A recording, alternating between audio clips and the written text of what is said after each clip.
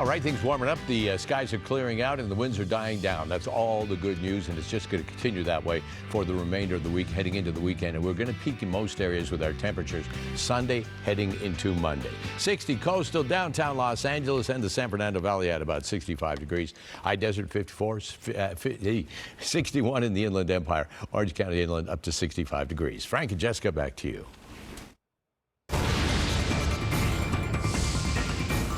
And we begin the 10 o'clock hour of the KTLA 5 Morning News with this breaking news in New York City. Live look right now.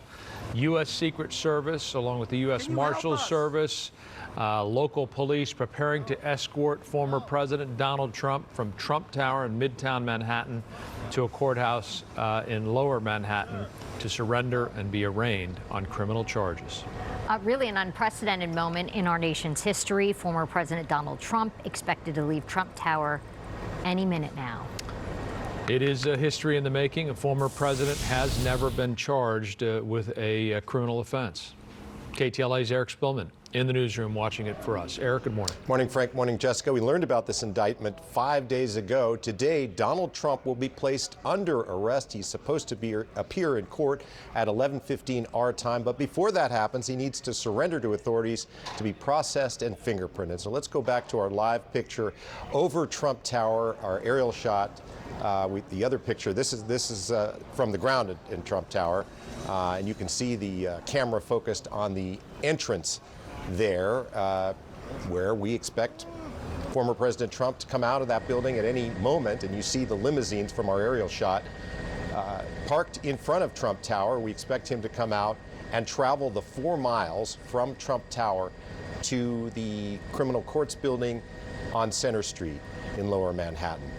Let's show you what it looks like outside the court building now.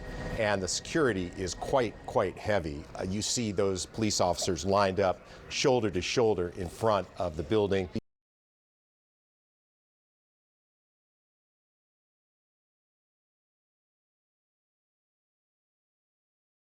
Likely that former President Trump is not going to walk in through that front entrance there, because of a recommendation from the Secret Service, which is escorting him today, that he will use a side entrance and enter the building that way. Now, I want to show you some pictures from yesterday when Trump arrived at Trump Tower yesterday after a flight from Florida. You see him waving to the crowd when he got there. He spent the night there and has held several meetings with his team of lawyers. At the last minute, he hired a new attorney who will be his lead counsel. Overnight, Trump retained Todd Blanche, a former federal prosecutor and top white-collar defense attorney. He once represented Trump's former campaign chairman, Todd Manafort, who pleaded guilty to fraud and conspiracy. It's very, very surprising. You would think that the ex-president would have settled on his team. This is such an important case. But President Trump has had numerous lawyers representing him in literally thousands of cases throughout his professional career. And he's notorious for constantly changing lawyers.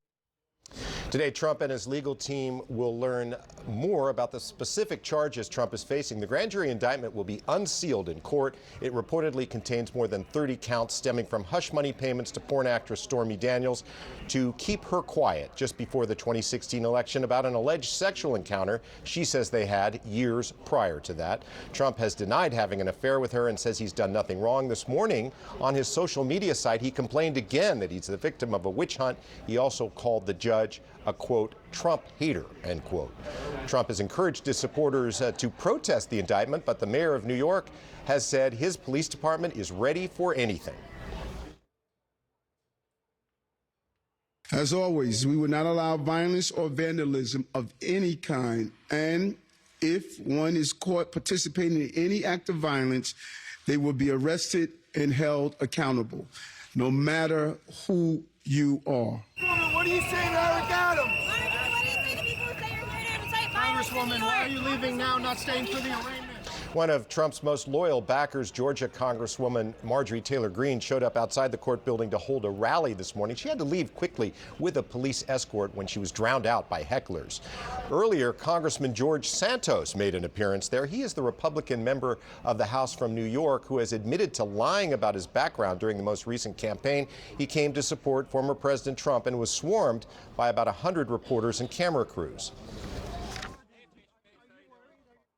I'm not here for the camera.